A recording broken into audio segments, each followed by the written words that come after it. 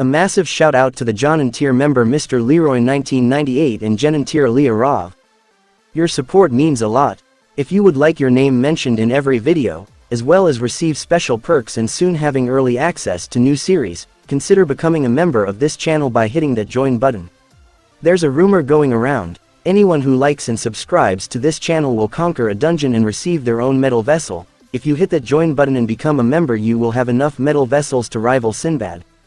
Hi guys, this is the next part of What If Naruto Always Had the Sharingan? I hope you enjoy. Naruto wandered through the dark halls of his dreamscape, intent on discovering just what he had summoned back at the bridge. That creature, summon, whatever it was, had been like a mindless puppet. He had been in control of its movements and everything, and he wanted to know what had happened. As such, there was only one being in the universe who could answer his questions, and that being was rude, foul-tempered, and hot-headed. That being also happened to be a demon Fawkes that towered several stories over his head, making Shukaku seem like a baby duckling by comparison. Kyubi, he called out as he stopped in front of the beast's cage. I want some answers. There was a growl as the beast's crimson eyes focused on him. Oh. And what information is it that you seek? You know why I'm here, Naruto seethed, glaring at the giant fox. His patience was wearing thin. I want to know what I summoned. Naruto could hear the fox shuffle around a bit, as if getting comfortable. Then, it spoke, I did some digging in your memories, and I came upon your fight with that crazy raccoon, Shukaku. Naruto suppressed a shiver. Despite being slightly disturbed by the fact that the beast had been searching through his memories, he pressed on, yeah. And? What could barely pass for a grin spread across the demon's maw, I saw that boy, Gaara, bring out the Shukaku's true form. That didn't seem fair to me, that he would have an avatar, a physical manifestation of Shukaku and his power, but you didn't. And since I myself couldn't become your avatar, because of the seal, I decided to create one for you. The beast's grin widened into a large smirk, thus, Skeeth was born. Though he has a conscience, he is merely a manifestation of my power and your iron will. The perfect avatar, capable of thinking for itself, but completely at your control. It gives you advice and ideas for its own use in combat, and it has special abilities that would blow your mind, but what to do with the power is totally your decision. But, Naruto butted in, won't Skeeth's conscience war with mine? Since he has infinite energy, he would win eventually, right? The beast chuckled, the only time Skeeth takes over is when you are unable to think and fight coherently. Otherwise, he is completely at your beck and call. Naruto eyed the beast warily. I don't really trust this whole situation, but I don't suppose I have a choice. I'll call on Skeeth, but only if I need him. Remember, boy, the Kyubi reminded him. You need only pull on my Yuki and call out his name to summon him. Without so much as a backward glance, Naruto disappeared. He was done with the beast for the moment, so he had no reason to stay. Stupid brat, the Kyubi growled, tolerance wearing down. That's what I get for saving his vixen. A few days later, Naruto and Hinata walked down a narrow path, enclosed by a fence on either side. It was sunny, and the two of them were headed for a lunch date at Ikiraku's ramen stand, a smile stretched across their faces. It was a Kodak moment, the perfect scene. But even the perfect scene has interruptions. Naruto's nose twitched as he caught a familiar scent, one that he just recently started to associate with his littlest pain in the neck. With a barely perceptible jerk, he motioned at the rectangular box following them. Hinata seemed to understand, winking at him, like they were sharing some secret. She giggled lightly. As they walked by a tree, Naruto reached out and plucked 2 apples from its branches. He had plans for these 2 objects. They were just the right size for what he was going to use them for, and, as he handed one to Hinata, he whispered his idea into her ear. Their stalkers had no chance. She giggled again and took a bite, chewing on it with a smile decorating her lips. Naruto grinned and took a large bite of his apple, swallowing it in one big gulp. He laughed, showing off bits of apple stuck between his teeth. Hinata was sent into a giggling fit, unable to stop herself from finding the picture amusing. It was still a few minutes before she told him what she had found so funny. Their apples were quickly stripped of all the good portions, nothing left but the cores and seeds. With a bit of planned carelessness, the apple cores were tossed aside, landing soundly on the square rock, with a soft thud. Hinata giggled as a few yelps escaped their target. Naruto chuckled and twisted around. Putting his hands on his hips, "You can come out now, Konohamaru." There was a small explosion, forcing the box upwards. The plume of smoke that was left over quickly dissipated, revealing 3 miniature forms wearing black goggles. One, Naruto recognized as Konohamaru, the Sandaim's Academy student grandson, and the other 2 could only be his friends, Moegi and Udon. Konohamaru really hadn't changed since the first time Naruto had ever met him. He was still a little boy seeking attention that he himself had earned, and had stumbled upon Naruto, who, in his original life, had been doing much the same thing. He was still less than half Naruto's size, and still looked up to the blonde. He still had that childish seriousness that made Hinata giggle every time she saw him. And he still wore goggles identical to the ones Naruto had worn in his past. But there was one change in the third Hokage's grandson, and it was a change Naruto absolutely loathed. The boy visited him almost every day, begging him to play ninja, Nissan. Somehow, Naruto found he couldn't resist the kid's puppy eyes. It was almost like the perfect technique. Anyone with a soul would give in. Naruto had to wonder if Sandaime went through something similar, and laughed as he imagined the old man frowning as he gave in to whatever bizarre request his grandson had made. After coughing the fumes from his lungs, Konohamaru straightened, pointing at Naruto, "You promised to play ninja with us today, Nissan." Naruto rubbed his chin, then a small smirk crept across his face. A little chakra and 6 hand seals later, his weights were considerably lighter, and he figured he'd have little trouble with the stunt he was about to pull. It really was kind of cruel, to trick the 3 kids like he was about to, but they needed to learn just how strong ninja could be. "Tell you what, Konohamaru," Naruto told the boy, "I don't have much time, so we only get to play 2 games." Naruto tossed a kunai about halfway down the alley, watching as it sank into the earth, nothing but a dot on the horizon. He grinned with satisfaction. "In this first game," he said, pointing to the knife he'd just thrown. "The object of it is for you to make it to that kunai before I tag you. I'll give you 5 seconds head start. Ready?" When Konohamaru nodded, he shouted, "Go!" The 3 kids took off in a hurry for kunai, thinking they could easily win. They had 5 seconds head start. How could Naruto catch up with them after that? They really should have figured something was up. 5. Naruto finished his countdown, slightly impressed that his Ododo had come very close to winning. In a blur, though, he was gone, disappeared from Hinata's side. Konohamaru and his friends suddenly skidded to a stop as an object appeared in front of them, blocking their path. None of them had even seen whatever it was until it had stopped. The object quickly reached out with very human fingers and flicked the scarf-wearing boy's nose. "Gotcha," Naruto said, grinning down at him. "Wow, Nissan." Konohamaru was awed. Naruto's super speed was something new to the little boy. "Now the next game, come on." With shouts and yips of delight and merriment, Konohamaru ran down the alley, laughing happily. Naruto followed at a light jog, not really trying to keep up. He'd let Konohamaru have his fun. After all, you were only young once. Ow. Konohamaru had collided with a boy not that much taller than Naruto, wearing a black jumpsuit of some sort, a hood possessing cat-like ears fit snug around his head. Kabuki-style paint decorated his face, making him seem like some kind of actor. A bandaged bulge was slung over his shoulder, a mop of brown hair sticking out of it. Naruto recognized him as Kankuro, Gaara's older brother, and a master of puppetry. That hurt. Kankuro lifted Konohamaru up by his scarf, holding the small boy eye level. He scowled, growling angrily at the Sandaime's grandson. "Don't." A blonde girl, who Naruto's memories identified as Tamari, warned her brother. She wore the standard fishnet bodysuit and some type of lavender-colored robe.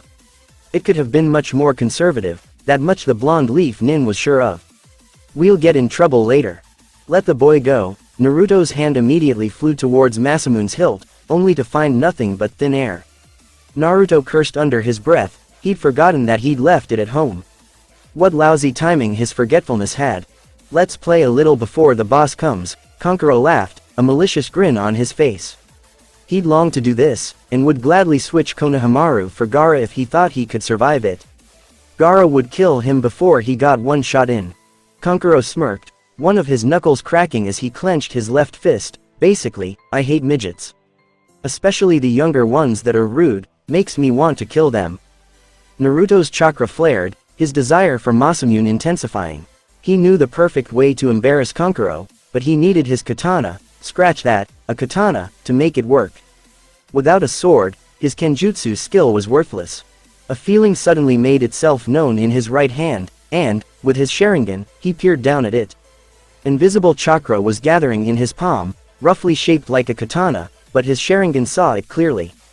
Glancing back up at Kankuro, he wondered if he was right and his idea would work. Use it, Skeeth's voice whispered, and Naruto had to hide a grin. He knew exactly what was going on now, and he wasn't going to waste this new opportunity. Kankuro pulled his hand back, smirking, well, after this one, I'll take care of those other midgets. Naruto brought his hand up, watching with his normal eyes as the chakra in his hand morphed into a familiar sword. He brought it down to the ground, hitting the solid earth and forcing a few chunks of it at Kankuro, Duryu-sen. Earth Dragon Flash. Kankuro flew backwards as the blocks of rock and soil collided with him, dropping Konohamaru the moment they made contact. He rocketed past Tamari, landing a few yards behind her, moaning as he tried to stand. He found it quite difficult. Konohamaru stood up and rushed behind Naruto, hiding behind the blonde's leg. He was shivering. Naruto clenched his hand, and with a flare of chakra, the sword disappeared again, back to Naruto's apartment. He'd figure out the dynamics of what had gone on later. Naruto leveled a glare at Kankuro. See, that's all you older people do is underestimate me.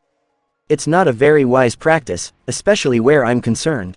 Naruto allowed a bit of Yuki to travel to his eyes, grinning slightly when Tamari flinched. It might cost you more than you're willing to pay. A large amount of controlled killing intent flared up and Naruto tensed, sensing a very familiar presence amongst the muffled bloodlust. He knew who it was, would recognize that feeling anywhere. It had scared him out of his brains in the Chunin exams, but it held nothing over him after he had felt Orochimaru's desire for his blood.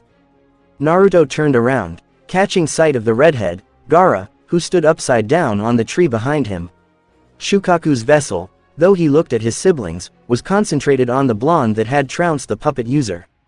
Naruto felt his lips twitch. He'd been expecting the gourd-carrying boy, though the killing intent was revealed a little early. Kankuro, Gaara, though his attention seemed to be totally centered on his brother, was definitely focused on Naruto. You're an embarrassment to our village. Kankuro shivered, pleading with his demonic sibling to understand. Listen, Gaara, they started it. Shut up, Gaara growled, his lenient patience gone. Or I'll kill you.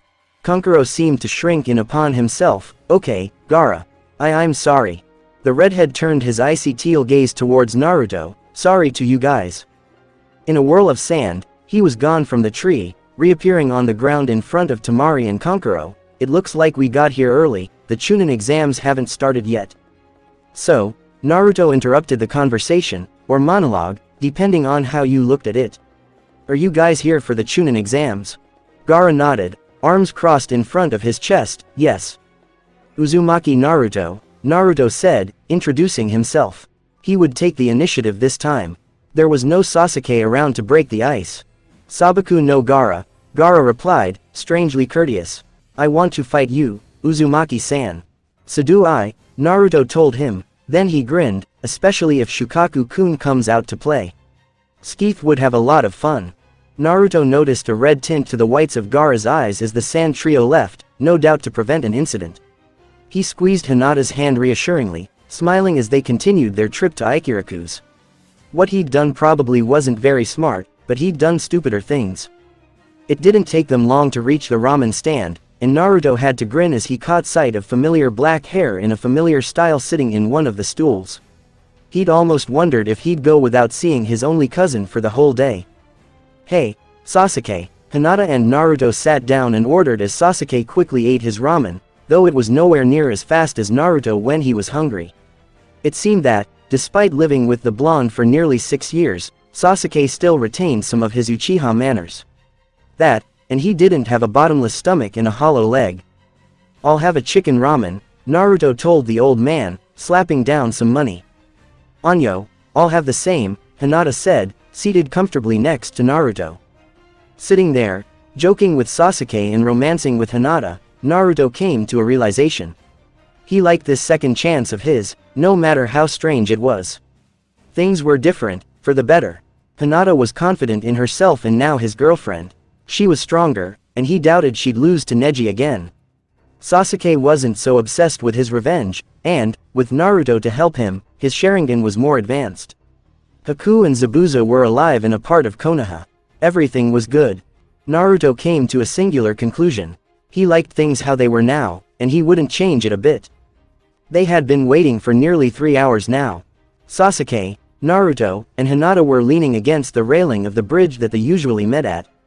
Every day, they got up at 8 in the morning to train with their sensei, and every morning it was the same thing. They'd get there, wait a few hours, usually 3 or 4, then Kakashi would show up and tell them what choir or menial task they'd be doing for the day. It was almost a routine, for him to be so late and then pop some stupid mission up on them. And it was always boring, no matter what anyone said. They'd been waiting particularly long that day. All of them had gotten up early because Kakashi had said there was something important he had to tell them about. Hell, Naruto even got a new alarm clock to make sure he was at least on time, since he figured he might know what it was Kakashi was going to say. They'd all expected the copy ninja, Hatake Kakashi, to be on time to an important meeting. After about a year of training with Kakashi, both in his original life and in his second chance, Naruto really should have had something figured out by then. Kakashi was always late, no exceptions. Naruto sighed, rubbing the pad of his thumb over the back of Hinata's forearm. She was leaning up against him, sleeping soundly on top of his chest, his arms holding her still so she wouldn't fall. He'd seen her eyes drooping about an hour ago and offered himself to be her pillow. Besides, he liked the feeling of warmth that being close to her brought him. Naruto glared as a poof of smoke announced Kakashi's arrival on top of the arch standing over the bridge. With a scowl, he hissed, "You're late."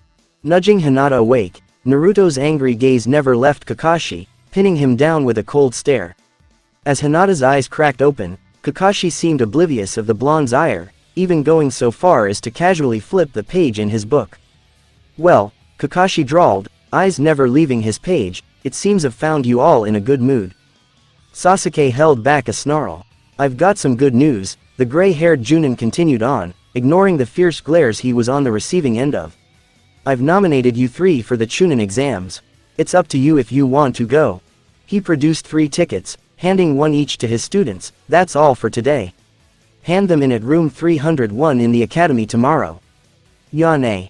In a plume of smoke, he disappeared again. Hinata walked into her clan's infamous mansion, kicking her sandals off at the door. Absent-mindedly, she followed the maze of halls towards her room, having plenty of practice in such a thing. She'd done so every day for nearly 6 years, and there weren't any new additions to the Hyuga compound that would confuse her. Hinata paused in front of her father's office, reflexively looking towards the source. Her father gestured for her to come in, sitting at his desk in his personal study with the door slightly ajar. "We have something to talk about.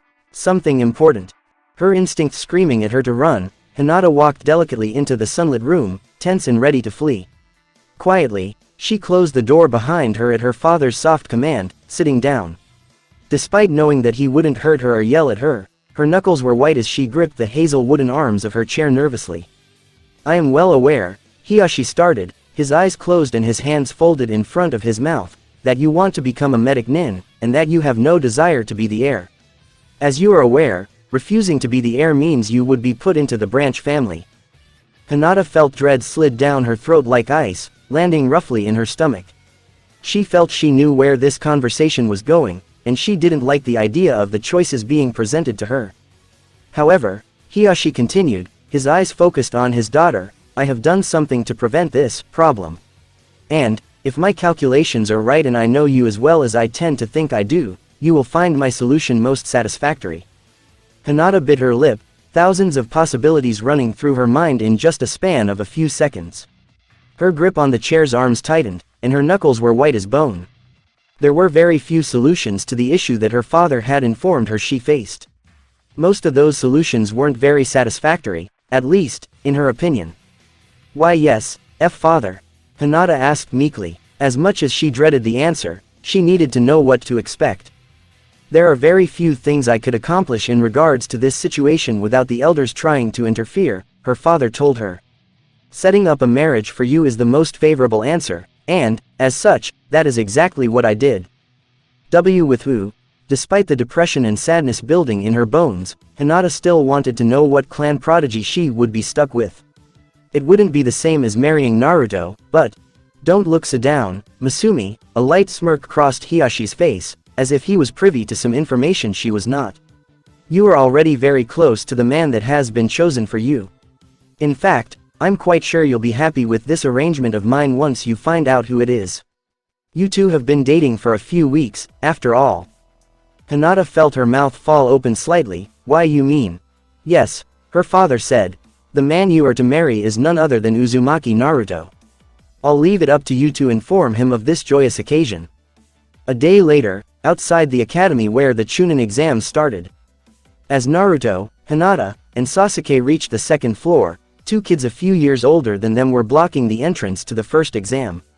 Two other genin, who seemed to be only a year older than Naruto, were knocked backwards. One of the genin blocking the way chuckled, "We're just thinning out those that will fail anyway." What's wrong with that? Sasuke smirked, rubbing his chin thoughtfully. That may be a good idea, but... Naruto grinned a feral grin. Take that genjutsu down. We're going to room 301, not 201. The air around the room's label shimmered as the genjutsu dissolved, changing from 301 inches to 201. The first guard smirked, not bad. But all you did was see through it. He rushed Sasuke, sending a roundhouse kick to the Uchiha's face. Sasuke responded in turn with a kick of his own. A large blur appeared between them, grabbing hold of both their legs. Two genin had interrupted the fight. Lee was the first, his hands held fast to Sasuke and the guard's shins. Standing next to the guard was Naruto. Masamune held to the boy's neck threateningly, his other hand on its sheath. He had his own impression to make. As the four of them returned to neutral stances, Naruto sheathed his sword with a soft clink. He was wearing different clothing now, something he happened to like quite a bit.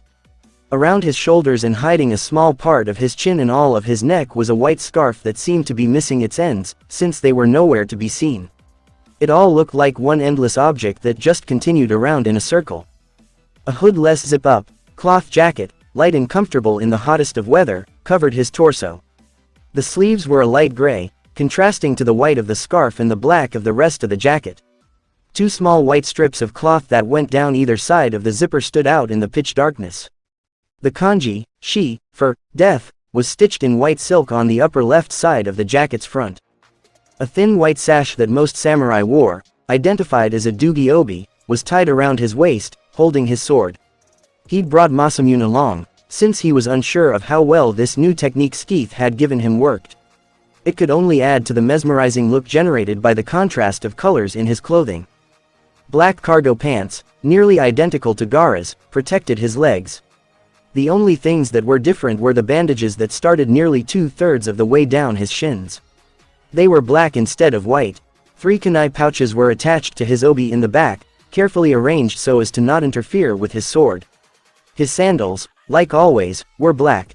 "I want to fight you, Sasuke-san." Lee stood in his ready pose, looking much like a miniature clone of Maida Guy with the green spandex he wore. Naruto thanked God and whoever else lived in the heavens that the spandex wasn't as tight in certain key spots. He could go his entire life without seeing something like that, and he expected, judging by how sick-looking her face was, that Hinata could too. To prove that a genius of hard work, like myself, can beat a clan prodigy like you. A fire seemed to blaze in Lee's onyx eyes, his face set in determination. This was the kind of thing he lived for, Naruto knew, and he wouldn't give up. Wait a minute. Everyone looked to Hinata, who had thrown her arms out to stop the oncoming battle. We don't have time to do something like that. The CH Chunin exam will be starting any minute now. Lee looked over to the clock and nodded grimly. It appears that Hinata-sama is correct. But we shall fight someday, Sasuke-san. And I look forward to that day. In a blur, Lee was gone again, leaving Team 7 to stare at the space he had previously occupied. Sasuke shook his head. What a weirdo. He may be weird, Naruto told him. But he's one hell of a taijutsu expert. His sense of fashion could use a bit of training, though. Anyo, Naruto-kun, Sasuke-kun, Hinata said, pointing towards the clock. We don't have time for this. We need to head to the Chunin exams. With haste born of necessity, The three of them leapt up the stairs, and onward to the Chunin selection exams. Naruto tensed as they walked through the large double doors, trying to calm his temper as he realized they'd be meeting Kabuto very soon. He'd have to restrain himself pretty well to keep his cool around the traitor. The betrayal of the imposter genin had struck Naruto hard, but he wouldn't let himself get attached to the treacherous gray-haired nin this time. No sooner had they walked through the double doors than a rabid blonde girl latched onto Sasuke's arm, rubbing her face against his biceps. Naruto would swear that it was impossible to run that fast, Sasuke-kun. You're late, Sasuke-kun. Naruto suppressed a shudder as the girl hung off his cousin's shoulder, whispering in his ear.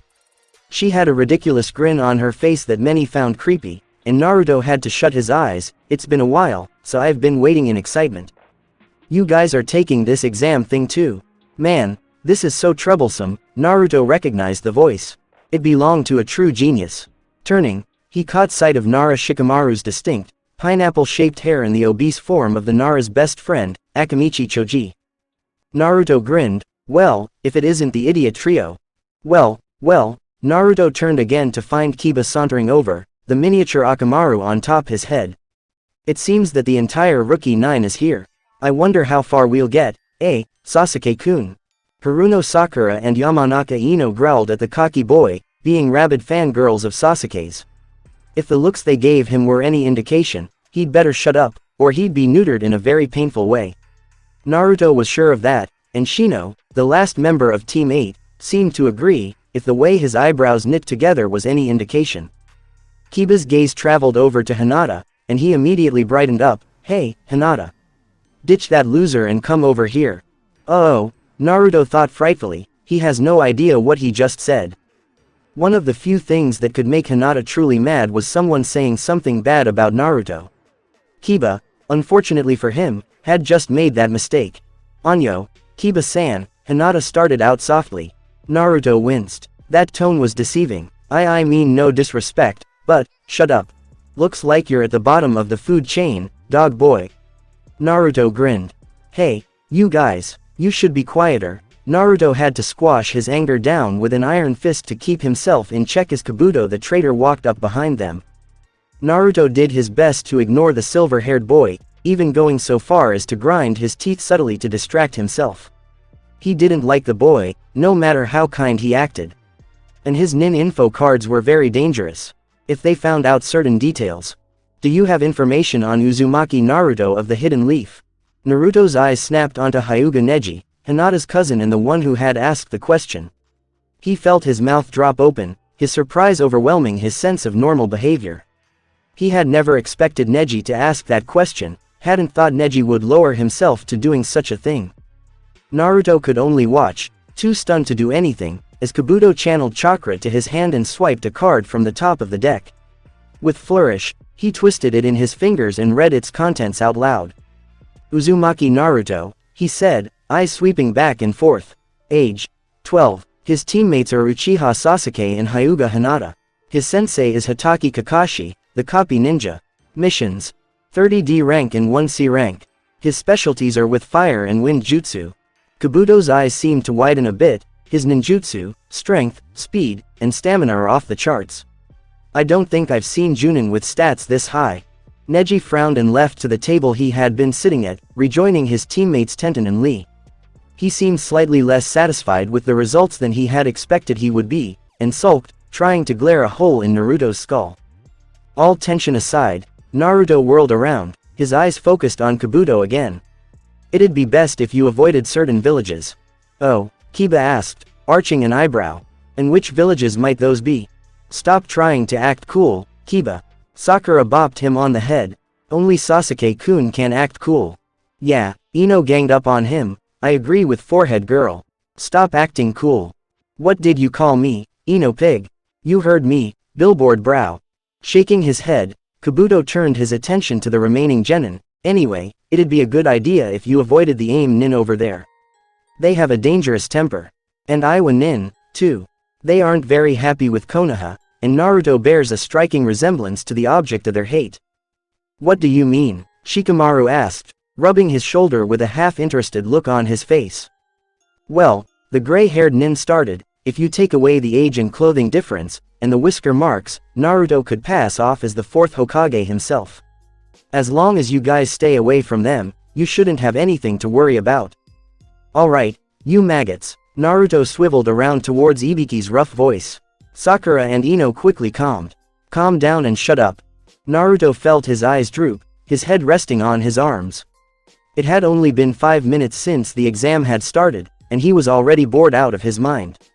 He'd thought that he could put up with the long wait that was bound to come with taking the exam, but it seemed that he was falling short in the patience area. Numbers 62, 79, and 12, you're out of here. Naruto turned his half-lidded gaze to a familiar face. The last time he had seen it, it belonged to one of the genin guarding the door to room 201. Azuma was his name, if he remembered correctly, and he was a member of Ibiki's entourage. 26, 39, and 43, you're gone too. An Iwa Nin team stood from the crowd, grumbling darkly as they walked out the door. Naruto snorted. Even in his own drowsy state, he could tell they were cheating. Now that was sad. Hinata spared a glance towards her left, looking at Naruto. His head rested on his folded arms, leaning on the desk and covering a large portion of his paper. His paper, what she could see of it, was unmarked, save for his name. She didn't know why he wasn't answering the questions, but she didn't like the effect it could have on their team. Quietly, so as not to alert the Chunins watching her, she nudged him with her foot, trying to wake him. Anyo, Naruto-kun, wake up. You have a test to finish. Alrai, he mumbled, his lips barely moving. Don, need ta worry. I go, it all under control. Biting her lip and still worried, Hinata took his word for it and went back to her own test. Alright, Ibiki said, his arms crossed. It's time for the 10th question. It's do or die, so listen up. Naruto cracked an eye open, listening half-heartedly as the exam proctor explained the rules for the last question. Wow, he marveled silently. 45 minutes sure passes quickly. You reject the question, raise your hand. Once you and your teammates' numbers are confirmed, you will be allowed to leave. Phase Bull, Naruto said, after watching nearly 6 teams leave. Wan, matter what rank you are when you face an enemy. I could fight the Raikage and he wouldn't give a damn if I was Genin or Junin. He'd show me no more mercy just because I'm a genin. He sat up, squaring his shoulders and setting his eyes on Ibiki determinedly, so I'm staying, regardless of what might happen. So, Ibiki's gaze swept the room. Anyone else going to reject the question? Nobody moved, and the room was deadly silent.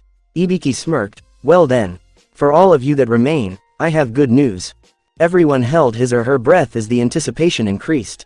A large number of them leaned forward on their desks, eagerly awaiting the news. Congratulations, Ibiki's smirk grew. All of you have passed the first section of the Chunin exams. A window shattered, a rolled-up ball of cloth flying through it. As it reached Ibiki, it unraveled, 4 kunai pinning its corners to the ceiling and floor. A woman was soon discovered to have been hiding inside it, her purple hair pulled into a loose clip on the back of her head. Don't get so excited, I'm the proctor for the second exam and it won't be so easy, she grinned. I'm Mitarashi Anko. Let's go, Anko shouted, pumping her fist into the air enthusiastically. Follow me. Pushing the fabric away, Ibiki leaned over to whisper in her ear, bad timing. A blush slowly spread over Anko's face, her hand frozen in midair. Slowly, flooded with embarrassment, she brought it down. Quiet for the first time since she had arrived, her eyes swept the half-empty room, scanning it. She seemed surprised by their numbers, and Naruto had to smirk as she turned to yell at Ibiki, 78. You left 26 teams, Ibiki. Ibiki smirked, what can I say?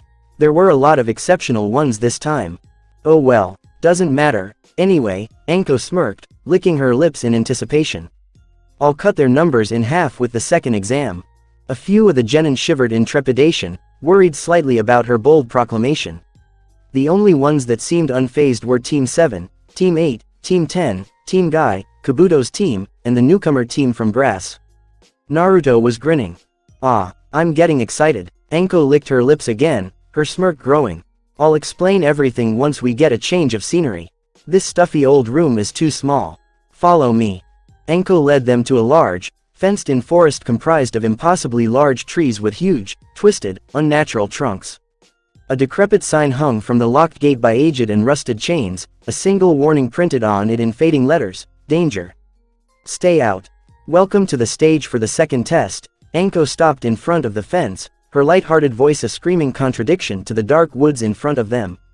She turned, her trench coat swaying slightly. A malicious grin tugged at the corners of her lips. This is Training Area 44, lovingly called, the Forest of Death. Unlucky for you guys, you'll soon find out why. Yeah, Naruto snorted, making a show of quaking. I'm shivering. Naruto tilted his head to the side, allowing Anko's kunai to fly past harmlessly. Then, faster than most could follow, his hand darted backwards, a kunai of his own clamped in his iron grip. There was a clang as his steel clashed with Anko's, who had occupied the empty space behind him. He grinned. Anko grinned back, pushing herself away and returning to her former position.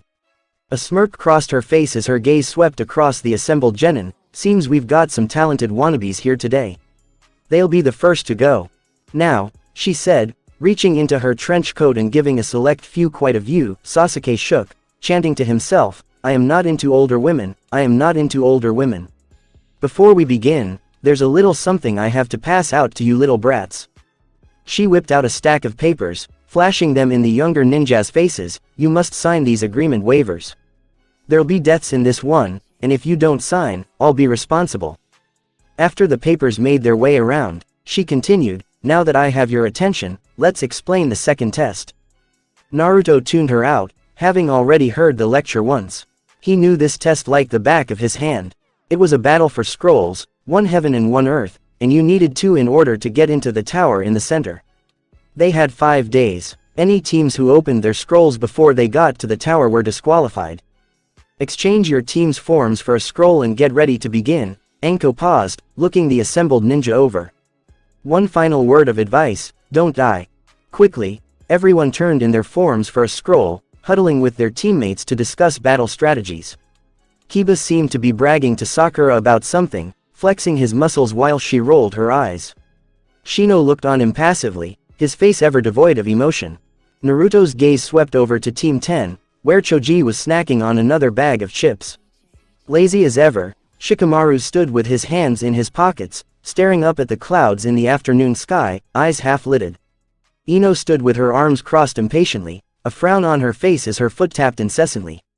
She was staring off into the distance somewhere, undoubtedly trying to distract herself from her abysmal teammates. A hand landed lightly on his shoulder, showering his nostrils with the smell of lavender. He turned, greeting Hinata's smiling face, Anyo, Naruto-kun, it's almost time to start.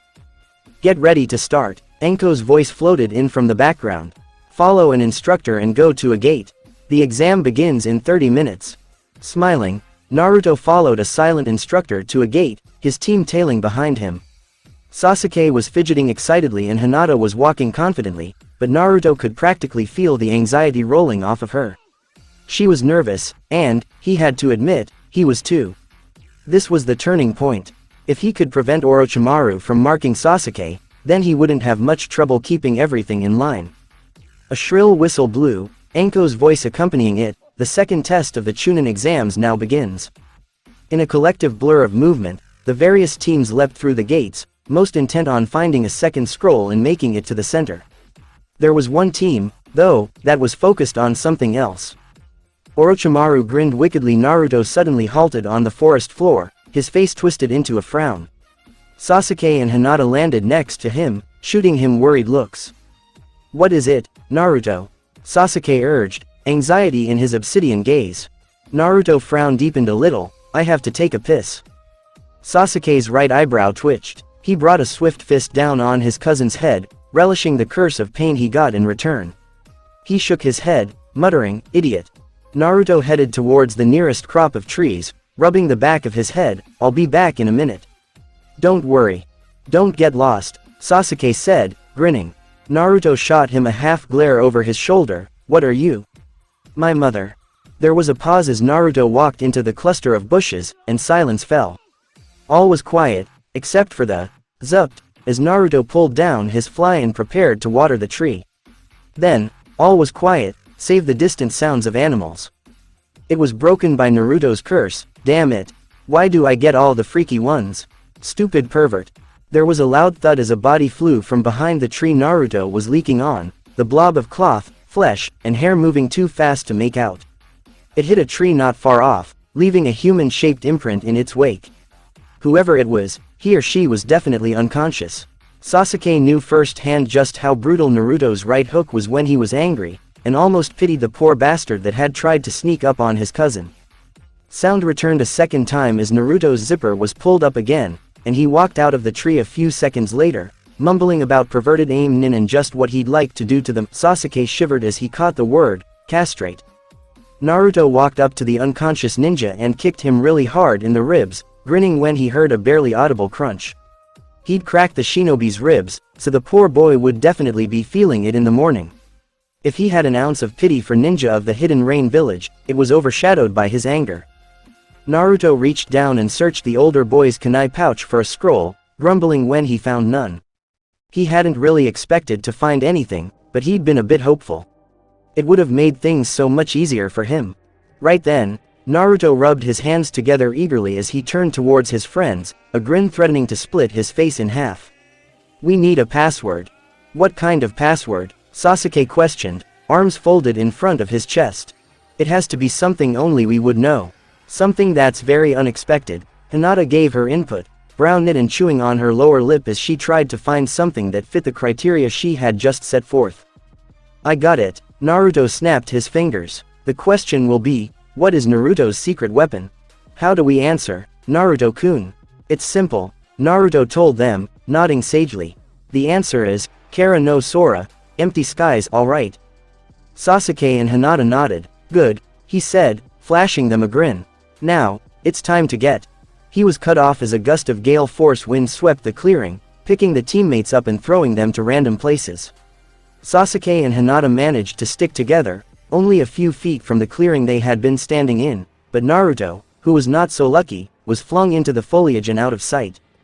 Sasuke and Hinata pulled themselves from the bushes they had landed in and moved to the center of the clearing, waiting for whatever had initiated the attack to appear. "Ow!" Naruto stumbled out from behind the trees, scratches on his face. "You guys okay?"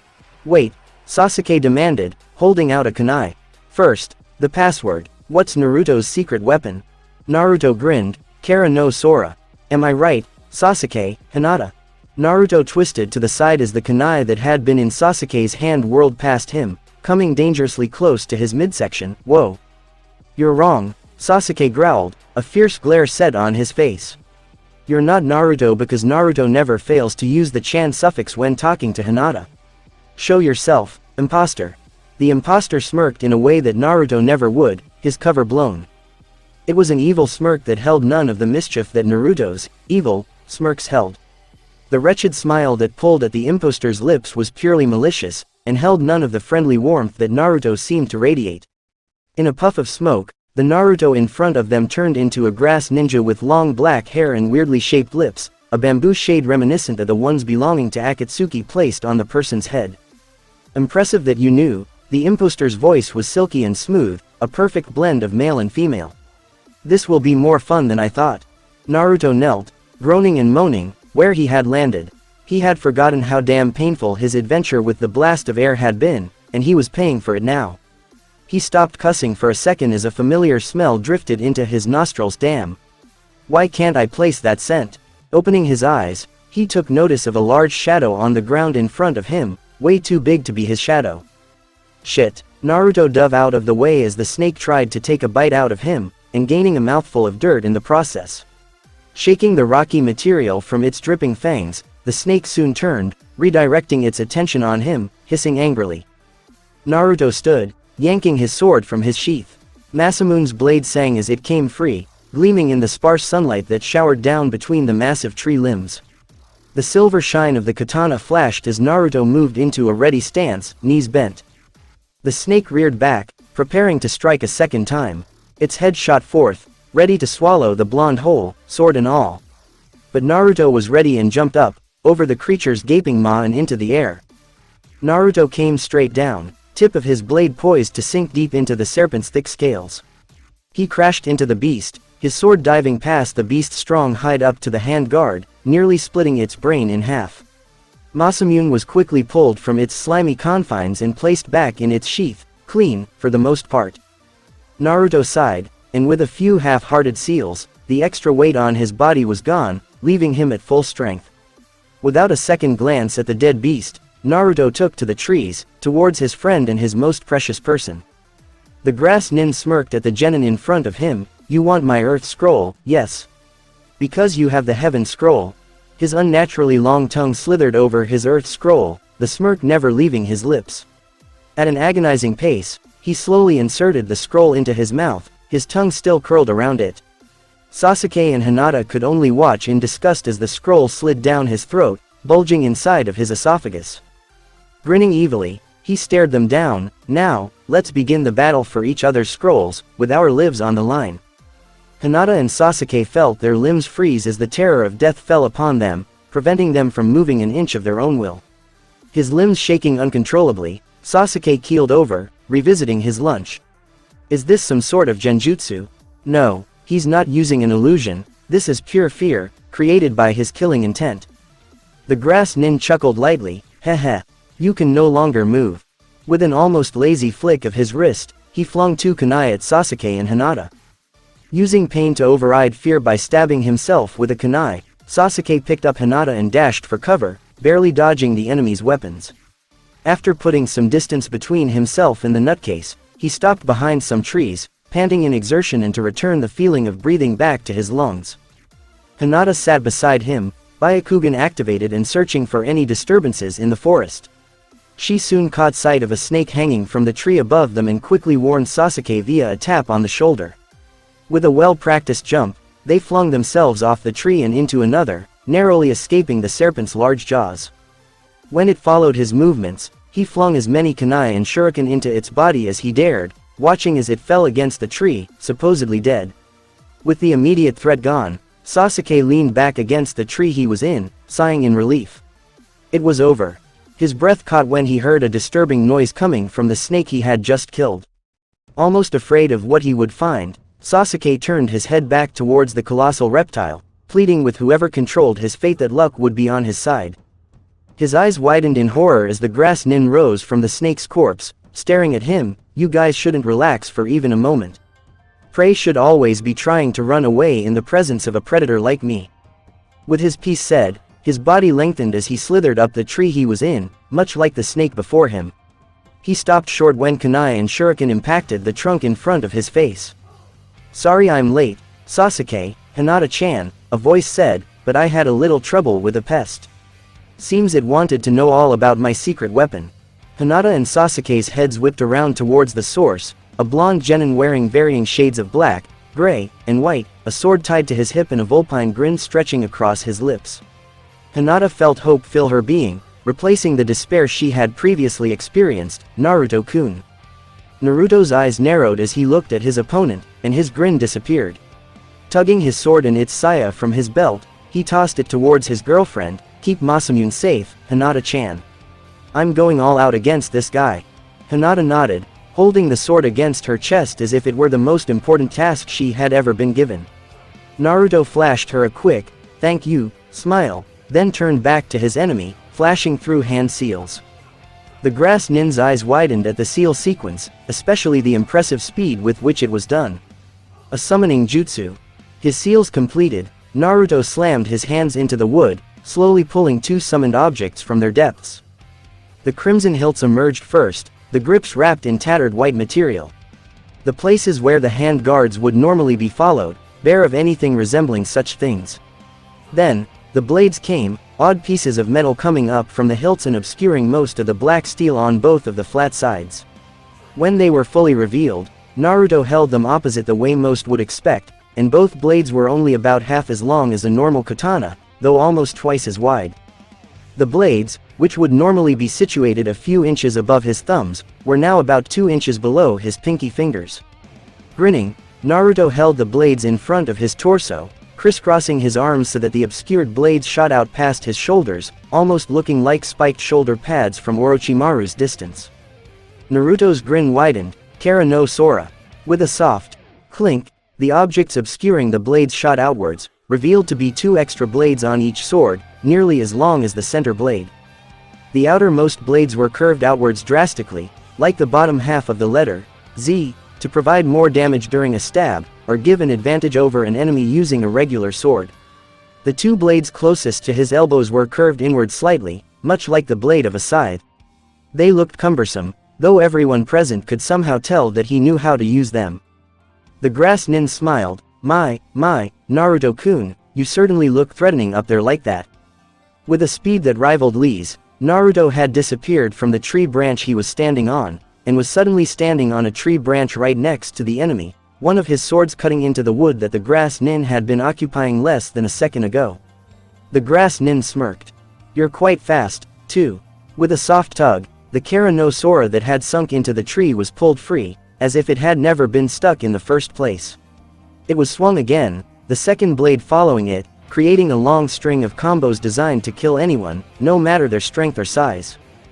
The grass nin hissed as a part of the clothing covering his shoulder was torn away, a shallow cut dragging itself across his pale skin. He sped up, careful to dodge each of the lightning-fast blows that were raining upon him. He wouldn't underestimate this boy again. A sudden kick to his midsection threw the grass nin against the tree. Two clones immediately appeared and pinned him to the bark, preventing his escape in his stunned state. Kaden. Karyu Enden, a dragon of fire crashed into the grass nin, destroying the clones and drawing a cry of anguish from his lips. The skin of his face started to melt away, his clothes suffering a large amount of irreversible damage. The purple rope-like belt was beginning to disintegrate. Finally, it ended, and the grass nin was a little worse for wear. Naruto stared, not daring to believe he had defeated his most hated enemy so easily. And he was right to be cautious, for the man in front of him melted into mud. Cursing inventively, Naruto swiveled around, tightening his grip on Kara no Sora. He knew that his enemy would be hard to drive off, but with his experience he had expected to be able to pull such a thing off with just his blades. It was his biggest mistake, and it had probably cost him the opportunity to that he had needed. Heh. The voice was deeper now, but still silky and smooth. My, Naruto-kun. You are quite strong, aren't you? There was a soft sound and Naruto felt a familiar presence behind him. It's too bad that you'd never leave Konoha. There's so much I could do for this wonderful ability of yours. Naruto spun around, striking out with Kara no Sora in the process. Orochimaru dodged it easily, sending a hard kick to Naruto's stomach. Naruto went soaring into the charred wood that he had tried to fry his enemy on, then fell forward, seemingly unconscious. His blades disappeared in a puff of smoke. Orochimaru turned back towards his other two targets, inspecting them closely. For the first time, he noticed Hinata's pearly eyes. Ah, my, a Hyuga? He giggled evilly. What an opportunity this is. An effective test subject for a merge between Byakugan and Sharingan. Ooh. Sasuke-kun isn't the only one on this team worth taking. He seemed to think on something, then smirked. Yes. I believe a heaven seal would work quite well on you, little Hyuga. It is a shame, though, that I have to mar that perfect skin of yours. His hands moved upward, but Orochimaru froze in mid-seal as a malevolent chakra rose up behind him. He whirled around to find Naruto standing, eyes a gleaming red and an aura of chakra swirling around him. Cursing his forgetfulness, he reached into his kunai pouch, only to stop as the boy roared. Skeeth. Orochimaru had to shield his eyes from the intense glow as the chakra condensed around Naruto, forming a sort of humanoid figure. There was a shift as the condensed chakra grew, creating some shape of some sort. Orochimaru could only guess what was happening, closing his eyes tight so as to prevent blindness. Gua. Orochimaru wondered what the hell had happened as the demonic energy that had stayed contained around the blonde boy suddenly exploded outward and all around, seeming to double in intensity and size. It weighed heavily on the evil man, and he felt the true terror of death, much like what he had inflicted on Hinata and Sasuke with his killing intent. Gaiawa. The chakra suddenly doubled again, pressing down even more on the snake Sennin. His curiosity too great to ignore, Orochimaru opened his eyes as the flare of light settled. His jaw went slack and his arms fell to his sides, limp. Skeeth, imposing and pitch black, stood tall, its massive figure rivaling the Ikibi no Shukaku in terms of mass and pure size. Its three red eyes glowed as it glared down at its victim.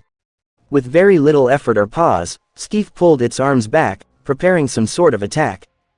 Orochimaru's eyes widened as a long staff appeared in Skeeth's monstrous hands. A long, curved blade made of red chakra appeared at one end, forming a deadly scythe. Even the fabled Shinigami would cower in fear, staring down this large entity of death and destruction. Survival instincts kicking in, Orochimaru fled, completely forgetting about Sasuke and giving him the curse seal. Skeeth roared as its gaze followed its enemy. Had it been capable of humor, it would have snorted at the target's pathetic escape plan. Orochimaru had run right through Skeeth's legs, just barely making it under the curtain of crimson chakra that made up Skeeth's cloak. There was a puff of smoke, and Orochimaru was riding away on a snake, desperately trying to get away from the death incarnate that was haunting his every step. It turned out that the serpent couldn't keep up with Skeeth's superior abilities as Skeeth's scythe came down, cleaving the summon in half. The scythe was pulled back again, even as his target threw summon after summon in an attempt to distract him from his goal. None were successful, and most were defeated by the imposing spikes on the avatar's clawed fingers. Even Manda, the boss summon for the slimy snakes, could not do more than annoy the giant beast. Manda wrapped his scaly body around Skeeth, trying to squeeze the life from the imposing avatar. Careful of the spikes on the creature's knees, the enormous serpent tightened his grasp on the black beast, attempting to crush the breath from his enemy. Skeeth growled in annoyance and pulled Manda from his body with one clawed hand, snapping the reptile's spine. In a puff of smoke, one of Orochimaru's greatest allies disappeared. The scythe came down again, aimed for Orochimaru. But it seemed Lady Luck was on the side of evil, because the blade disappeared a second before it could hit. The staff was gone soon after, followed shortly by the cloak of red chakra. The terrifying beast was disappearing one piece at a time. Skeeth knew immediately what was going on, and let out a rage-filled roar. Naruto was losing consciousness, and with him would go Skeeth's connection to the world, meaning that Skeeth would disappear for now.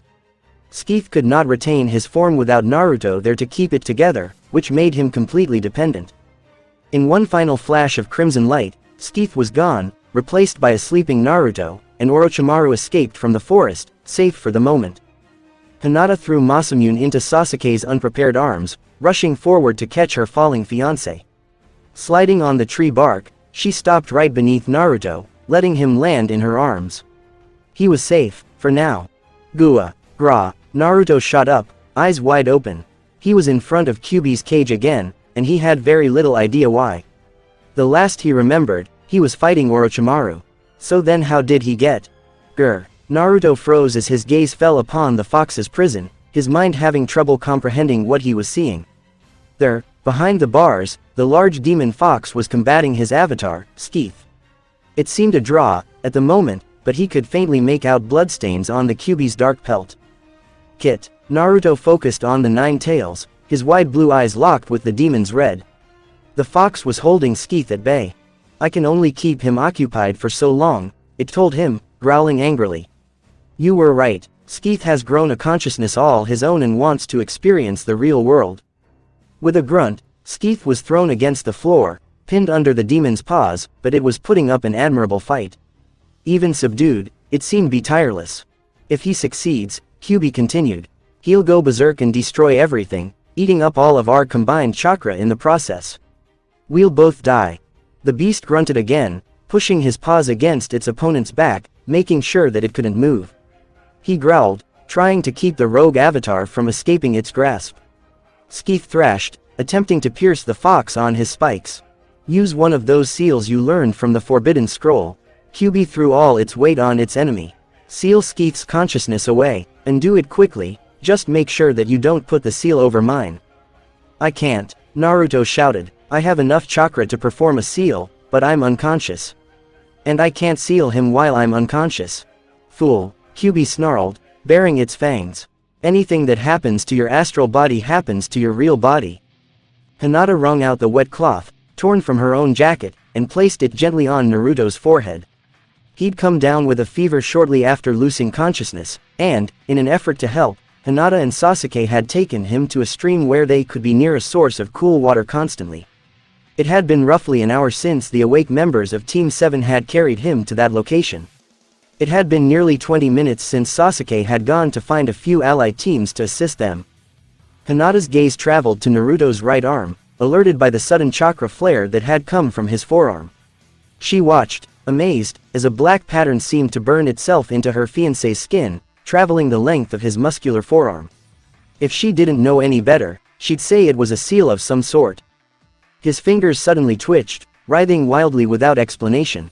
A vein stood out on the back of his hand, and the seal snaked its way across his palm, stopping before it reached his fingers. It twisted and conformed, changing blood red for seemingly no reason. Finally, it seemed done with whatever it was supposed to accomplish, flashing once before it disappeared beneath his skin. She felt the breath she hadn't known she'd been holding fall from her mouth in the form of a sigh. She didn't know what had just happened, but she was relieved it was over. Naruto's breathing evened out, and he settled down. He'd been writhing painfully, his breathing labored. She could only guess that it had something to do with the seal that had appeared as if from nowhere on his arm. Hinata smiled, moving her hand from his bare shoulder and running it through his wild hair. She and Sasuke had pulled his jacket and scarf from him when he started sweating. She was glad he wore a skin-tight sleeveless undershirt beneath his jacket, or she might have fainted. It was bad enough for her with just the shirt that hugged his frame so intimately, showing off every contour of his toned chest. She giggled lightly as he unconsciously snuggled closer to her, seeking warmth. It seemed, even asleep, he was still her Naruto-kun. Aishiteru, she whispered, stroking his blonde locks delicately. Aishiteru, Naruto-kun. Kyubi sighed, licking his bloody foreleg. The brat had managed to seal Skeith into his right arm. Naruto could still access Skeith's powers and summon him, but the avatar's voice had fallen silent. Now, Naruto had complete control, without anything challenging that. But the struggle had still left Kyubi with a few wounds. You okay? Kyubi looked down at the blonde-haired boy, rolling his shoulder in a shrug. Bah. Just a flesh wound. It'll heal in no time. Good. Naruto nodded, hands on his hips. Now, there's a problem we have to discuss. What if the snake freak decides to come after Hinata-chan? I won't always be around, you know, and she's no match for Orochimaru. The beast shifted around, his wounds temporarily forgotten. There is one way, but it's much more complicated than you might want it to be. And once you choose this path, you'll have to go through with it. What is it? Naruto asked immediately. I'll do anything it takes to keep Hinata safe. Good, the Kyubi cooed, laying his head on his paws.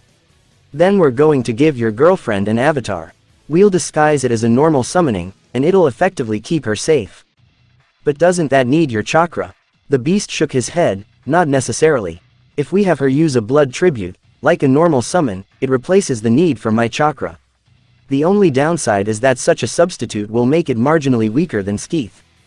Well, that doesn't seem too bad, Naruto admitted, crossing his arms. What do I have to do? It's rather simple, Kyubi told him. You just have to design its appearance and write the summoning scroll that your vixen will have to sign. I'll take care of its powers and creation. That doesn't sound too hard, Naruto replied. Is that it? That's it, the Nine Tails confirmed. But you'll be surprised. That's more difficult than it looks. Hinata sat in front of Naruto, bruised and exhausted. Her enemies were a good distance away, and one of them was unconscious. There was a horrible sinking feeling in her gut that she was going to die. But at least she'd die protecting her most precious person. At least she'd die protecting her Naruto-kun. Come on, girlie, Zaku said, his spiky hair as untouched as it had been since the beginning. It doesn't have to be this hard.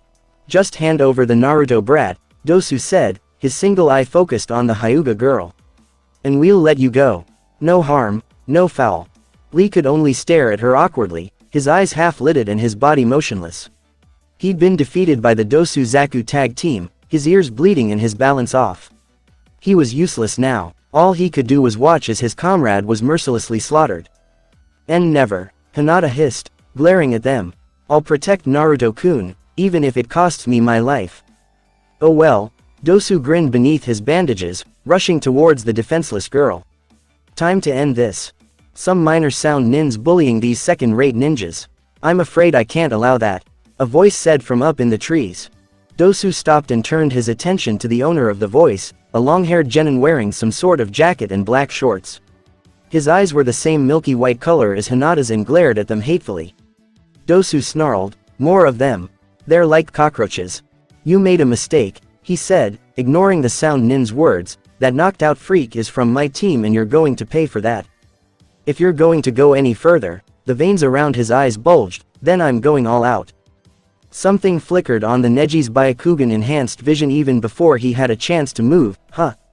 This chakra. If you don't like it so much, Dosu taunted, then stop acting cool and get down here. No, Neji said slowly, it seems that won't be necessary. Over near the slow-moving river, Naruto was slowly standing, a malevolent red chakra peeling off his form. It was vaporous in nature and took no definite shape. Neji's Byakugan could not seem to find where the unnatural chakra originated from, though it seemed more dense and intense around his stomach. Naruto's gleaming crimson eyes glared at the Oto nins in front of him, as if willing them to combust spontaneously. In a low, dangerous voice, he asked, Hinata-chan, who did this to you? Naruto-kun. She gasped, her voice slightly hoarse. But she couldn't care less. He was okay, and that's all that mattered. Who did this? He asked again, his voice harsh and icy, contradicting the warm chakra covering his body. Zaku smirked proudly, we did it. The red chakra spiked, gaining size around the slim figure in the middle of it all. Neji flinched slightly as it grew brighter to his godly vision, and turned off his Byakugan. Naruto grinned evilly at Zaku and Dosu. So, it was you, was it?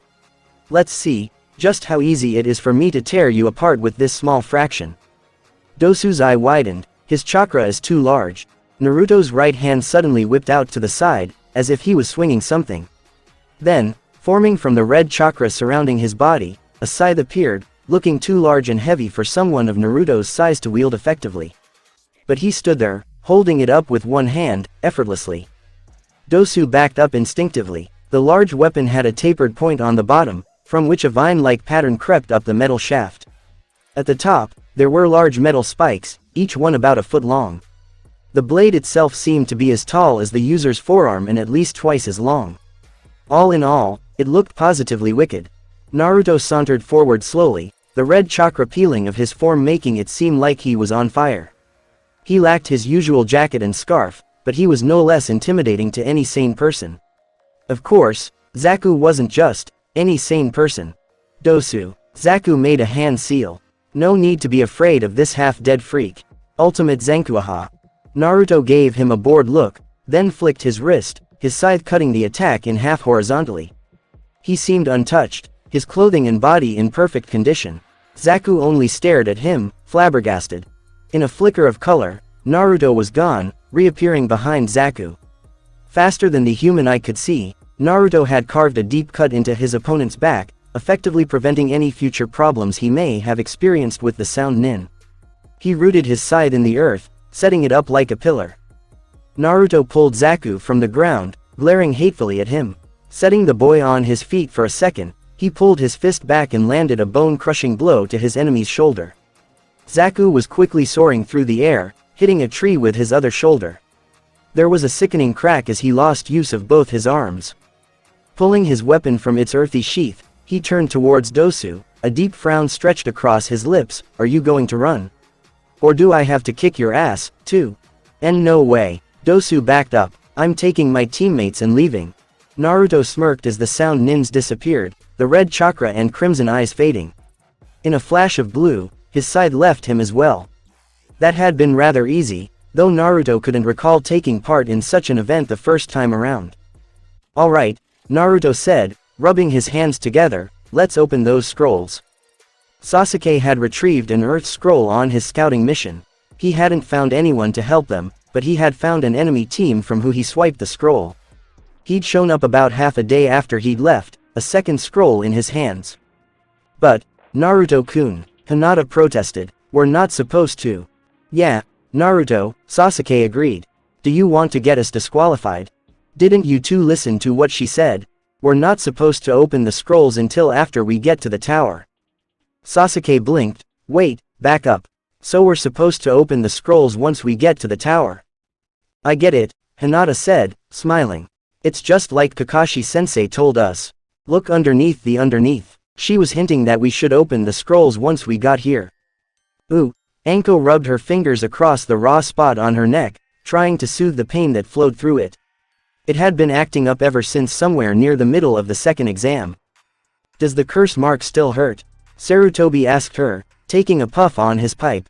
Much less, she admitted, despite her still moving fingers. Thank you. Hokage-sama. Why'd he come here, though? One of the Chunin questioned. And why now? I think it's safe to assume, the Hokage said darkly, that he's come for Sasuke, and, worst case scenario, a Hyuga as well. Hinata-san, most likely. Sandaim's gaze traveled over to the stern face depicted in one of the paintings on the wall. The Yondaim's sapphire eyes stared back at him, as if telling him he had to do what was necessary for the sake of his village. He sighed, I think it's time. Inform the elders that, as soon as the Chunin exams end, the Anbu shall receive a new division.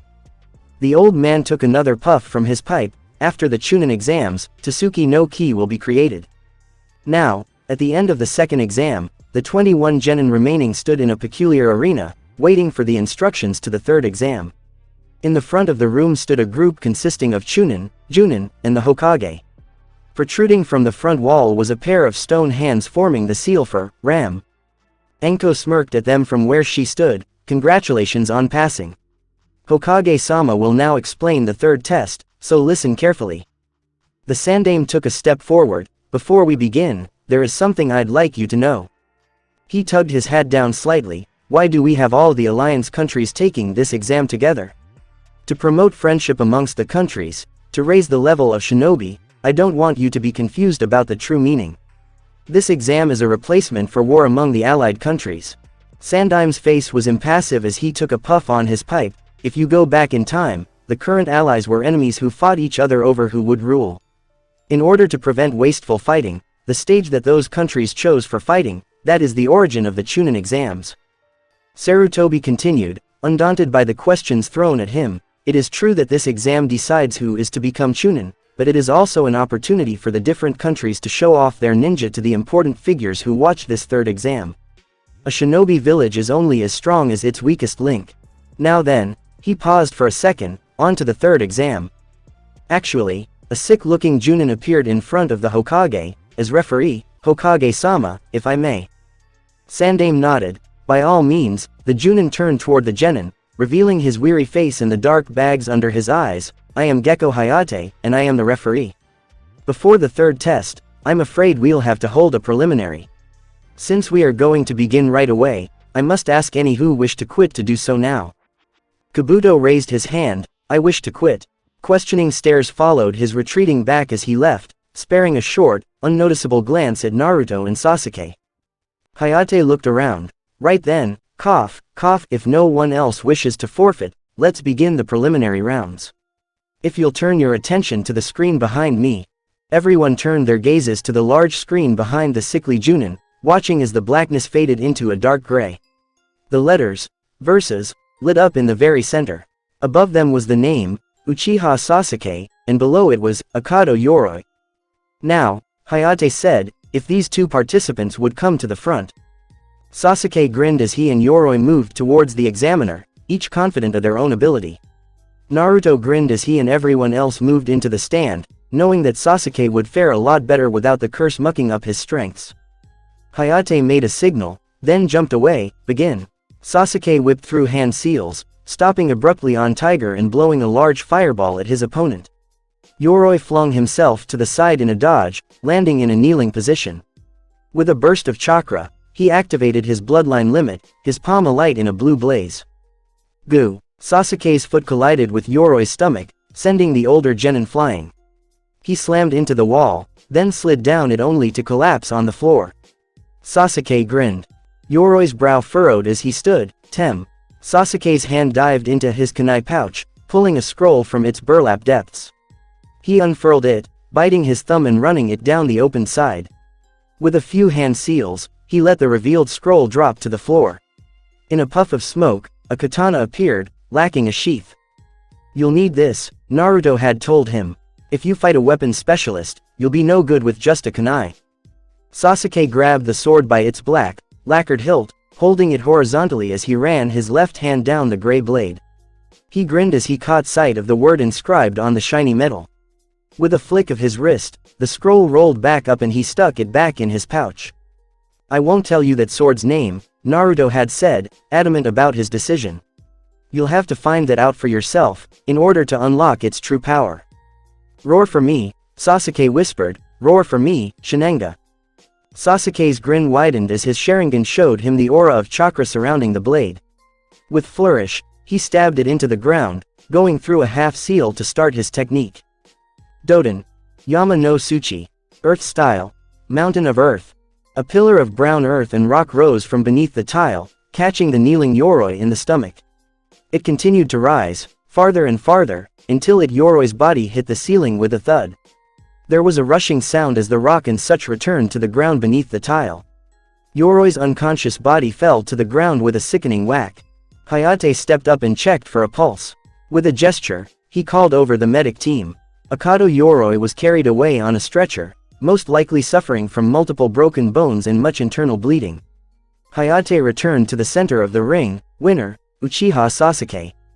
Sasuke unsummoned his sword, returning to the stands with a grin on his face. Naruto nodded at him, his eyes focused on the screen as the next matchup appeared. Zaku was quickly defeated by Shino, his broken shoulders and the horrible slash wound from Naruto leaving him at an amazing disadvantage. In under a minute, he had lost to Shino's swarm of chakra-eating insects. The next match ended nearly as quickly. Kankuro took down Tsurugi Masumi with apparent ease. His mastery of puppetry had tricked the other boy into using his trump card on the lifeless puppet. It was child's play after that. Ino and Sakura's match ended in an anticlimactic draw. They were too evenly matched to take the other down, so they finished with a double knockout. The screen lit up for the 5th time, reading, Temari vs 1010. This turned out to be the worst matchup for 1010. Her weapons couldn't reach her opponent at all and she was defeated easily. Temari had beaten her brutally, as evidenced by the fact that she had caught the weapons mistress on her fan, 1010's back bent at an unhealthy angle. Lee had gotten angry and was ready to fight, but Guy held him back. Lee, still angry, nodded and relinquished his fighting pose. For now. Nara Shikamaru vs Kintsuchi. Their match didn't last very long either. Kin had Shikamaru caught in her trap for a few moments, but Shikamaru had come back and outdone her. Using his Kajimane no Jutsu, he forced her to hit her head against the wall. She knocked herself unconscious and Shikamaru was declared the winner. After Kin was carried away on a stretcher, the screen flashed again, revealing the combatants of the next fight, Uzumaki Naruto vs Inuzuka Kiba. Ha, we got lucky, Akamaru. Kiba gloated, jumping down into the arena. Akamaru, his dog, gave a hesitant bark of agreement. Naruto leapt off of the railing, his right cheek still wet from Hinata's good luck kiss. He was just as confident about his victory. Hey, Kiba clenched his fist. I feel bad for you, so I'll end this in one punch. Yeah, sure, Naruto told him. But before you beat me, you'll have to force me to take off my weights. Oh, Kiba arched an eyebrow. What difference will a couple pounds make? A couple pounds. Naruto laughed. Try 10 times the normal gravity. Then you'll have an accurate estimation. Still won't change anything, Kiba retorted. A loser is still a loser. No matter what you try to change, Neji glared at Hinata with his Byakugan eyes, a loser will always be a loser. Naruto felt his anger spike. Those were not the words to say to him, especially now, with Hinata so much closer to him. Naruto leveled a glare of his own at Kiba, a snarl stretched across his lips. He'd never let the boy live it down, now that he'd nearly repeated Neji's hateful words towards the innocent Hinata. Begin. Flipping through 4 hand seals, Naruto braced his right wrist with his left hand, a familiar flame-like chakra embracing his right palm. It quickly turned from blue to red, licking his skin and clothes but causing no harm. Naruto locked his sapphire eyes with Kiba's surprised ones, Taiyushin Ito Tansen. In a blur, Naruto disappeared, reappearing in front of his opponent. His flaming fist crashed into Kiba's jacket-covered chest. Flames exploded outwards, burning away a good portion of the boy's coat. It had to be the most painful thing Kiba had ever felt. Kiba backed up slowly, clutching at the burns on the left half of his torso. Damn, he muttered, you're gonna have to do better than that, dead last. Naruto growled, jumping backward and flashing through another set of seals. He thrust his hands to the floor, allowing his chakra to call upon the items he was seeking. As soon as he could feel them in his grasp, he pulled them from their earthy prison, crossing them in front of his chest much the same way he had during his fight with Orochimaru. Up in the stands, Hinata and Sasuke's eyes widened, realizing the intensity of Naruto's anger if he was using them. If Naruto had any sympathy in him, he'd end it quickly, but, Hinata glanced at the scowl planted firmly on Naruto's lips. The chances of such luck for Kiba were very slim. Kakashi noticed the tense atmosphere, and came to the conclusion that the only thing missing in this little bout was the dramatic battle theme. Kara no Sora, Naruto hissed, his sword's extra blades popping open. Kiba went through his own seals, calling out the name of his jutsu as he knelt on all fours, Shikyaku no Jutsu. Naruto held his blades loosely by his side as Kiba came charging. At the last second, he brought one up, blocking Kiba's now clawed hands. With barely a move, he blocked Kiba's second swipe, a ricochet-like noise filling the arena as his steel clashed with Kiba's hardened nails. A third swipe, a fourth swipe, a fifth swipe, a sixth, a seventh. They were all blocked easily, the furious scowl never leaving Naruto's face. Even the stupidest of people could see that Kiba was outclassed, and most of the Junin sensei were appalled by Naruto's new set of skills. Kiba pressed against the one of the two swords with all his might, trying to push it back, but it was useless. It wouldn't move unless Naruto moved it. Kiba was surprised when the other sword swung around, catching him in the chest and leaving a shallow cut over top the burns. He hissed painfully. Naruto advanced slowly, allowing his swords to disappear in a puff of smoke. He held out his hand, inches from Kiba's face, who had been starting to stand again. An orb of swirling chakra gathered, pure white in color. Kiba was motionless, too stunned to move, the orb mere centimeters from his nose. Boom, Naruto whispered. The side of the orb farthest from Naruto's palm collapsed, the pressurized winds howling as they sped outwards, crashing into Kiba's face. Kiba went flying, headfirst, into the wall at the other end of the arena, leaving a crater as he slumped onto his butt. Hayate waited 10 seconds, then checked on the Inuzuka boy. Once it was confirmed that he was unconscious, Hayate raised his hand. Winner, Uzumaki Naruto. Naruto turned to head back upstairs, pausing for a second to glare over his shoulder. That's what you get, bastard. Hyuga Hinata vs Hyuga Neji. I never thought I'd be facing you, Neji said, a cold grin on his lips. Hinata-sama. Neji Nisan, Hinata whispered. Before we begin, I'd like to thank you, Hinata-sama. Neji's mouth twisted into an angry snarl, for causing my father's death. And no, I. Still stuttering, Neji scoffed. I can sense your inferiority complex from here. I bet you didn't even want to enter this exam. You just did so because your teammates wanted to. No, Hinata interrupted. I entered this exam, to change myself. Neji's eyes narrowed. You really are a spoiled brat of the main house, aren't you? Don't you understand? People cannot change. A loser like you will always be a loser. Shut up. Neji's hateful eyes flickered to Naruto, the origin of the angry command. You and your destiny shit aren't worth a single speck of dirt on a mule's ass. Hinata-chan, kick that bastard into next week. Hinata moved into a stance. Neji caught it out of the corner of his eye and smirked, mimicking her. Begin. In an instant, they were at each other's throats. The 10-foot distance that separated them closed almost like magic, and in a flash, they were mere inches apart. Neji ducked under Hinata's first strike, stepping inside her guard and aiming his own attack at her heart. Hinata quickly dodged to the side, going against the traditional Juken motions by throwing a roundhouse kick into Neji's stomach. Neji used his momentum to duck under her kick, tucking his body into a ball as he rolled out of the way. Faster than most could follow, he was on his feet again, flying towards Hinata with as much speed as he possessed. Hinata moved to the side of his first glowing hand, but wasn't fast enough to dodge the follow-up attack of Neji's left hand. Her shoulder burning in pain, Hinata stumbled backwards, clutching at where her cousin had made contact.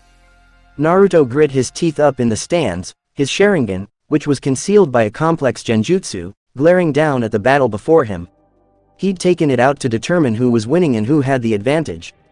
With the Juken style of taijutsu, it was often hard to determine the outcome. Naruto's lips pulled back in a frustrated snarl, his brow knit. From his viewpoint, Hinata was going to lose to Neji's superior speed and prowess. She was going to wind up injured just as badly as she had the first time around, and that was something Naruto would not allow. But she was going to lose, unless... Hinata-chan. The match paused as the combatants turned to look at the grinning owner of the voice that had spoken. Hinata-chan, take them off.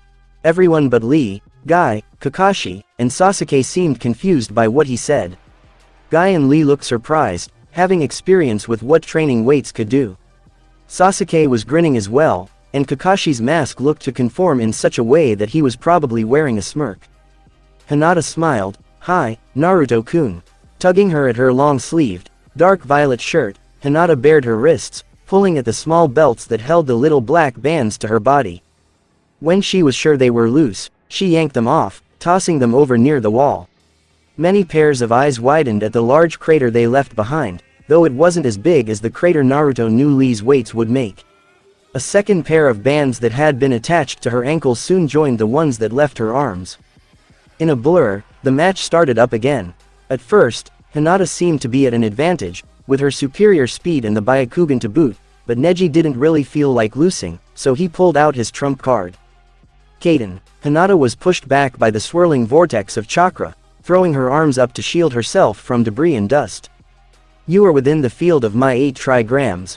Hinata felt her arms slacken as the surprise hit her hard, followed quickly by Neji's blazing hands.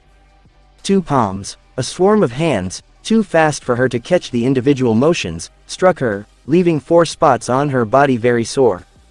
4 palms. Another swarm came, and the number of hits her body took quadrupled. 8 palms. 16 palms. A third swarm rained down on her, stealing her strength and chakra from her. 32 palms. The last swarm came faster than the rest, some striking spots on her body that were already sore from previous strikes. 64 palms. The final strike, the 65th palm, came at her, throwing her back a few feet where she collapsed to the ground. "This is the difference in talent that will never change," Neji said acidly. "This is the destiny that you cannot alter." Hinata stood shakily. "It's not over, just give up," Neji told her. "Go back to being the weakling of the main branch. Go back to suffering at the fate of our family's differences. You say you can see everything," Hinata said. "But I think you're overlooking something. The one suffering from the differences in our family, is you." In a flash, several Junin and Naruto had leapt from the stands, the Junin restraining Neji and Naruto rushing to his girlfriend's side. With minimal difficulty, Naruto caught her in his arms as she fell, sinking to his knees. He brushed a stray hair from her face as he gently set her on the floor. "Hinata-chan." Did I?" Hinata coughed harshly, blood mixing in with the saliva. "Did I do good, Naruto-kun?" Naruto smiled, tears threatening to fall. "Yeah. You did great, Hinata-chan." Hinata let out a sigh as she fell unconscious, her body going limp. Naruto gently led her torso to the ground, standing as he held back the tears. He hadn't expected seeing this again to be so hard, should it have happened that Neji was still stronger than her. He hadn't expected it, but he thought he was prepared for it. "Pathetic," Neji said, shaking his head, a loser comforting another loser. "I swear, they're like cockroaches." His anger and fury, so raw and uncontrollable, spoke volumes of how ill-prepared he had been. He growled, subconsciously tapping into the Kyubi's chakra. "You bastard," he hissed. He turned and charged towards Neji, his gleaming red eyes wide with fury. "You bastard." The Junin that had previously restrained the Hyuga prodigy moved in, Kurenai, Asuma, Gekko, and Kakashi all holding Naruto from ripping Neji's pale throat open. "Let him go," Neji urged them. "I'll show him just how outclassed he is." "As much I'd like to do that," Kakashi told him, grunting as he kept Naruto at bay. "No matter how much I dislike you, it's not a good idea for me to let Naruto go, he might stain his jacket with your blood. And blood is so hard to wash out." "Naruto-kun," Lee walked up and set his hand on the blonde's shoulder. "As much as you want to fight him, you must wait for the final exam." "I want to fight him just as much as you do," Lee continued as Naruto began to settle. "So that I can prove my nindo. That is why I must fight him, to prove that a genius of hard work can take down a clan prodigy. And yet, it would seem all the more fitting should you be the one to pummel him into the ground." Naruto calmed and brushed the Junin off. In a flash, he was gone, taking Hinata to the infirmary as quickly as he could. The 9th match was Gaara vs Rock Lee. Lee put up a good fight, and was able to land a few good hits on Gaara. But Gaara was just too strong. In the end, Lee had shown that he could open the celestial gates, and the power they held. But it wasn't any match for Gaara's sand, which crushed Lee's left arm and leg. He was carried off on a stretcher, the medics saying he wouldn't be able to be a shinobi ever again. The last match was Akamichi Choji vs Dosu Kinuta. Choji lost pretty quickly, he simply couldn't win against Dosu's sound techniques. Even his Baika no Jutsu, and his Meat Tank, he wasn't able to win against the Oto Nin. Now then, Sandame stood in front of the remaining examinees. Each of you will draw a piece of paper from the box Enko's holding. This will decide who faces who in the finals. Kakashi drew 1 for his missing student, Naruto, 1. Dosu, 8 Shikamaru, 9 Tamari, 7 Kankuro, 5 Gaara, 3 Neji, 2 Shino, 6 and that left Sasuke with 4. Ibiki showed them a chart. It depicted the opponents for the finals. Match 1. Uzumaki Naruto vs Hyuga Neji Match 2. Gaara vs Uchiha Sasuke Match 3. Kankuro vs Aburame Shino Match 4. Dosu Kinuta vs Tamari Match 5. Match 4 Victor vs Nara Shikamaru. Thanks for watching. I hope you enjoyed. The next part will be out soon.